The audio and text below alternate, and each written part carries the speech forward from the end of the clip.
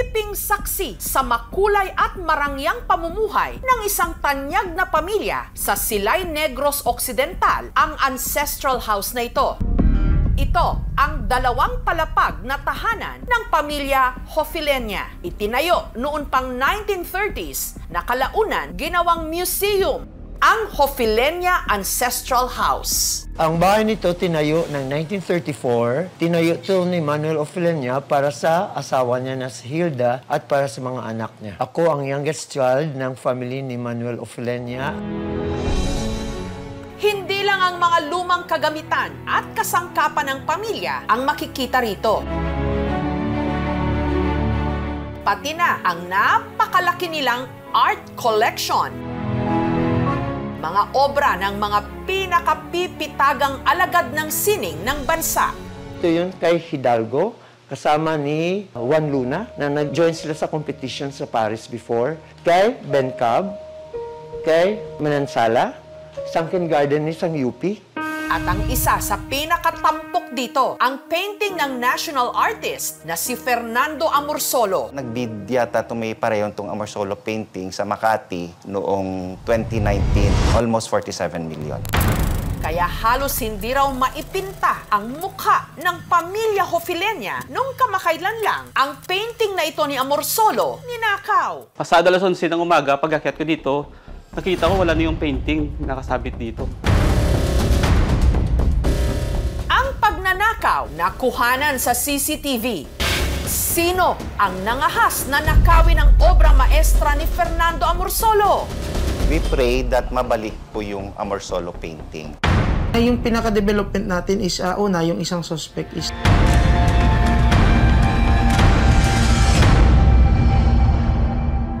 Ang ninakaw na obra, ang painting na Mango Harvesters. Ipininta ni Amorsolo noon pang 1936. Makikita rito ang isang babaeng nakabarot saya, kasamang isang bata at lalaki habang nagaani ng mangga sa nayon. Ang tinatayang 12 by 18 inches na painting, parte ng koleksyon ng yumaong si Ramon Hofilenya. Si Fernando Amorsolo at si Ramon Hofilenya, nag-a-attend yan sila ng mga art exhibits. Doon sila nakakilala, so naging magkaibigan sila. Hanggang binili niya ang isang painting ni Fernando Amorsolo na may pangalan Mango Harvester na sana magiging 88 years old na ngayon. Pinapakita ni Amorsolo na ang pag-aani ay isang way of life, kung kaya sama-sama na ginagawa ng mga tao yun at masaya silang ginagawa. Si Fernando Amorsolo, tinaguri ang The Grand Old Man of Philippine Art dahil sa kanyang napakalaking kontribusyon sa sining at kultura ng ating bansa. Pinapakita sa mga paintings niya, usually nagtatanim, yung scenery. Makikita mo din dun yung appreciation niya sa beauty kasi karamihan sa mga paintings or portraits niya, magagandang babae. Taong 1972, itinanghal siyang kauna-unahang pambansang alagad ng sining o National Artist ng Pilipinas. Si Amorsolo kasi pinakasikat na pintor sa kontemporaryong panahon. Lahat ng mga paintings niya ay talagang priceless.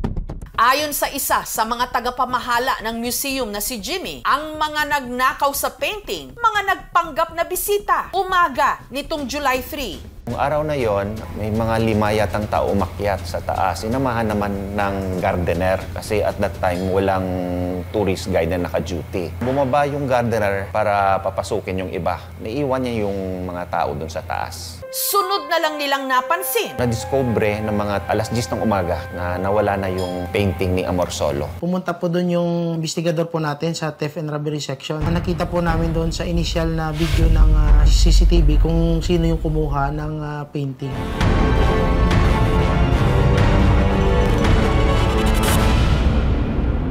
Nasaan na ang painting ni Amorsolo? Puspusan ngayon ang isinasagawang investigasyon ng mga pulis para matukoy kung sino ang mga nagnakaw sa painting at ang pinakamatibay na ebidensya, ang CCTV footage kung saan nahuli cam ang pagtangay sa obra. Sa kuhang ito ng CCTV, sa ikalawang palapag ng museum, makikita ang 5 bisita. 2 sa mga ito, nakasuot ng sombrero at face mask. Kapansin-pansing parang may sinisilip-silip sa ground floor. Bago nila nilapitan ang Amorsolo painting. Ang lalaki, tinignan pa ang likod ng painting at nung tumalikod na ang mga kasabay nilang bisita, dali-dali niyang tinanggal ito mula sa pagkakasabit sa dingding at dinala sa katabing kwarto. Ang isa sa mga bisita, tila napansin agad ang nawawalang painting. Habang sa kuha namang ito ng CCTV sa pinasukang kwarto ng lalaki, makikita kung paano niya ipinasok ang painting sa dala niyang bag. Ang suspect agad lumabas ng silid at sumabay pa sa pagbaba sa ibang mga bisita. Ang 2 suspect dali-daling sumibat dala ang Amorsolo painting. May dumaan po na pedicab, doon po sila sumakay, nagpahatid po sa plaza. Sa CCTV footage namang ito, nakuha mula sa plaza, makikita ang 2 na sumakay ng jeep patungong Bacolod City. Ang isa sa mga suspect natukoy na raw ng mga pulis, bagamat hindi pa raw nila ito pwedeng pangalanan. Yung isang person of interest po natin, nalaman po natin na may mga previous case pa ito dito sa Bacolod noong 2022. Nakasuhan din po siya dito ng theft.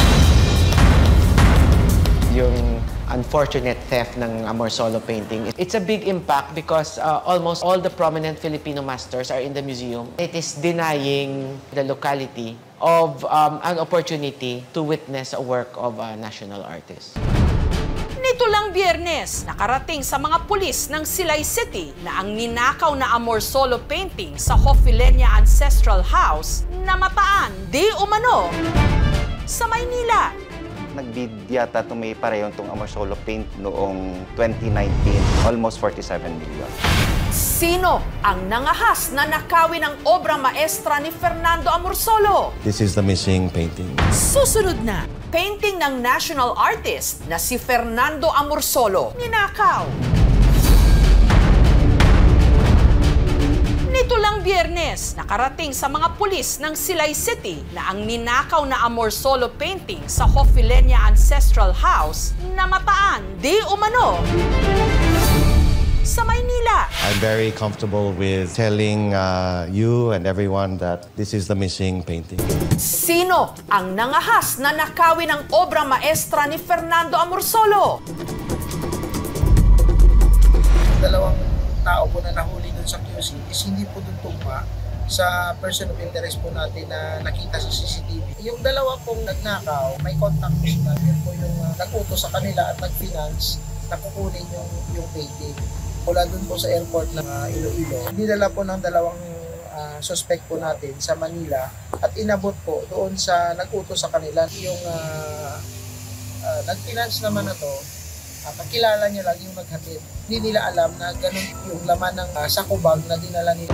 Ang mga sospek ay maaaring sampahan ng kasong theft. Sa kaso pong ito, kung ang painting ay nagkakahalaga ng higit 2.2 million pesos, ang parusa ay nasa 10 taon at 1 araw hanggang 12 taon na pagkakakulong. Sa kasong ito ng isang Amorsolo painting na masasabi nating national treasure, masasabi nating ito ay priceless, but base sa assessed value now which is 50 million, ang magiging computation po nito ay 1 year for every 1 million in excess ng 2.2 million for as long as hindi lalagpas ang total ng 20 years na pagkakakulong. Hinihikayat natin ang publiko na tumulong sa pag-alaga sa ating kulturang Minana, lalong-lalo na ang mga paintings na nakadisplay sa mga museo, sa mga gallery. Dahil ang heritage na ito ay hindi lang para sa atin, kundi para sa mga susunod na henerasyon. Ngayon, papatuloy pa rin kami and then nagdagdag kami ng mga CCTV and guards.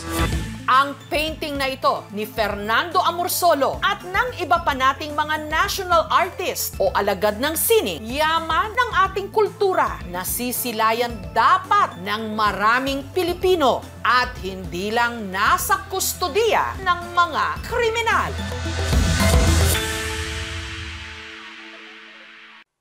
Thank you for watching mga kapuso. Kung nagustuhan niyo po ang videong ito, subscribe na sa GMA Public Affairs YouTube channel. And don't forget to hit the bell button for our latest updates.